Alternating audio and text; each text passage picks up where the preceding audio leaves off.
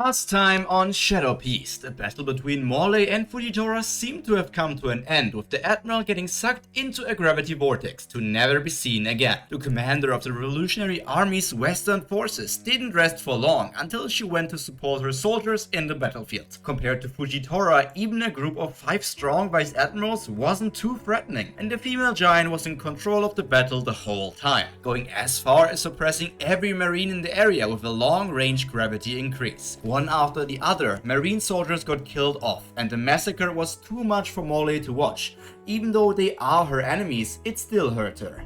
But when suddenly a purple vortex of gravity appeared, pulling everyone towards it, she started second-guessing the death of Admiral Fujitora, which was correct, as when every single person present in the area got blasted into the surrounding buildings, a black-haired man stepped out of the vortex. People recognized his voice, even though it sounded a bit different to normal, and the same could be said about his appearance. Blood was still flowing from a fresh cut on his forehead as he started talking to the people on the ground. So this is what the world looks like right now. How horrible. However, this time I will see it through to the end.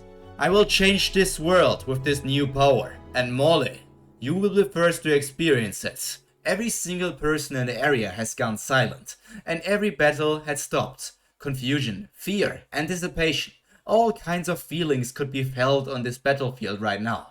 The reappearance of Admiral Fujitora had changed everything, but the biggest question was shared by everyone present. Why, and most importantly, how did he look decades younger? Before anyone could even react, the purple tiger appeared in front of Morley. With a big grin on his face, he swung his blade and knocked the giant revolutionary into the air. You really look as beautiful as I thought you would. I'm glad that you will be the first opponent I will be facing with my returned eyesight. Morley stares at the young adult version of Isho. It really appears as if he traveled back through time to the point where he was just about to take the sight from his second eye. To bring herself back to the ground, she increases her own gravity, but instead of just an increase to start falling, Morley starts shooting towards the ground like a shooting star. The movement of Fujitora was so fast that nobody present could track it, and suddenly he was above Morley, increasing her downward gravity even more. Her crash into the ground sounded almost like an explosion, and then Isho landed on her back with his knee. Bones cracking could be heard across the battlefield, followed by metal slicing through flesh. Yakuza Kazan, Fujitora's supreme grade blade, smoothly slides into the back of the revolutionary commander. Every second, the gravitational force on Morley's body continued to increase. This was nothing like her battle against the Admiral just a tiny bit earlier. If all that changed was just his age, he shouldn't have gotten any stronger, but here they were. An uncomparable monster of a tiger is crushing his opponent without any sort of struggle. Let's not drag this out any longer. I will not forget you, Morley, but our time has come to an end. These are not the words of somebody looking down on their opponent. In fact, it hurts Fujitora to kill this giant, but it is still his job, and with his newfound youth, he will have even more time to change the Marines. Rest in peace. 10 billion tiger push! 10 times the amount of force than in the previous battle was now smashing Morley into the ground. She can feel her body crumbling away, despite her own strength increase, and all the assistance she got from all of her comrades. This was it. There was nothing she could do. The second commander of the Revolutionary Army has fallen. In total, that means 3 of the 5 commanders are already out.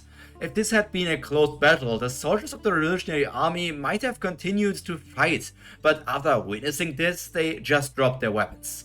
Losing the will to fight is the worst thing that could happen in a war, but seeing this miraculous return of Fujitora from a purple vortex in the sky, and then his complete dominance over Morley, there was no way they could win against that. This is what all of them thought. One after the other, the weapons got pulled towards the Marine Admiral, forming a compressed ball of metal floating over him. All of you, I will give you an offer.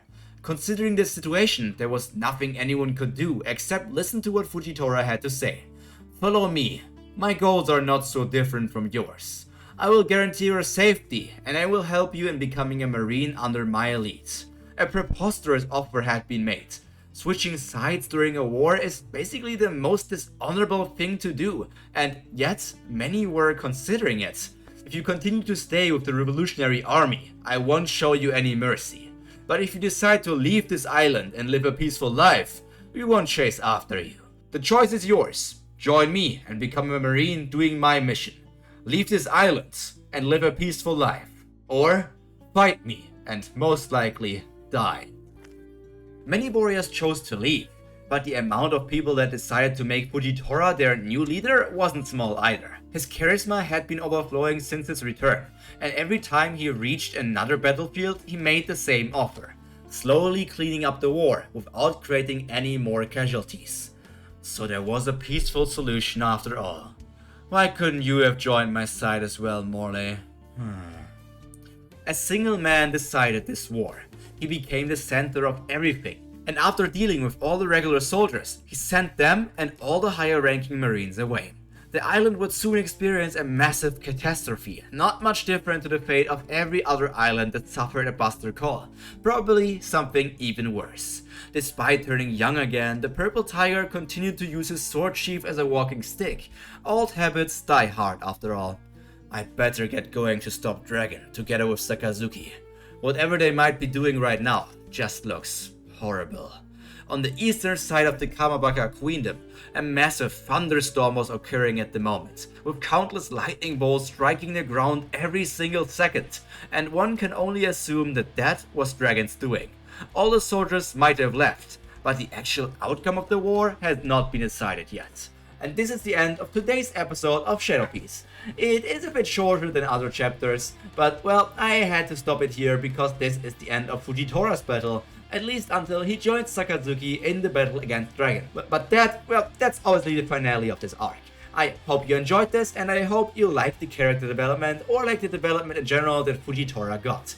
All that's left to be said from me for now is stay happy, stay healthy, and most importantly, stay cultured. Pyro, out. Bye!